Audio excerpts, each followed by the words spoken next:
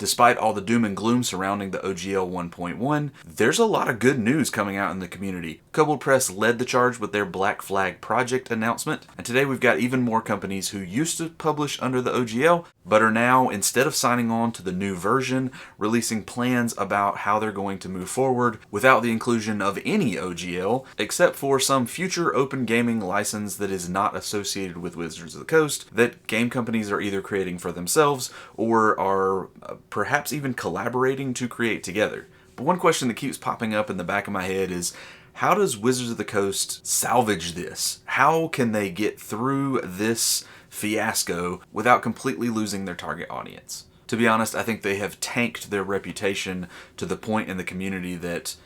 it's going to take a long time to build back up regardless of what they do next. But I think if they want D&D to still be a central pillar of the community,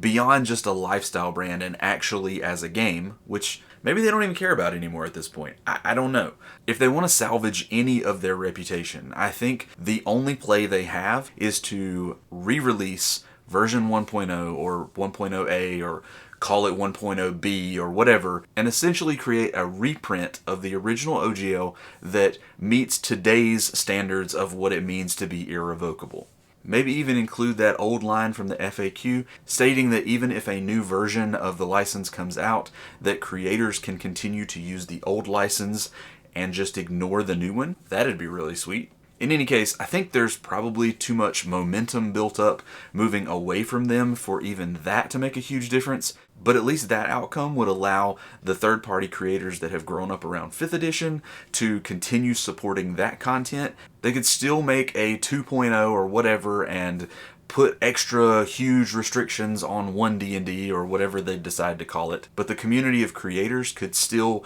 rally around 5th edition and continue to produce content for that edition, which many of us have had many good experiences with and want to continue building content for the game without having to submit to an awful OGL alternative that they're proposing at this point. Excuse me, allegedly proposing. But regardless of what play Hasbro decides to make, I'm super excited about new games and alternatives and games that were previously released under OGL that may have some of that verbiage scrubbed from their rule sets, and hopefully get to move forward successfully and see this as a speed bump rather than as a major roadblock to their success. For what it's worth, I'm still working on a video that should be coming out pretty soon that will go over a lot of the RPGs that have been suggested to me in the comments of the previous couple of videos. Some of them were really great suggestions for games that already have versions of an open content license available for them, and I want to make sure that I give those games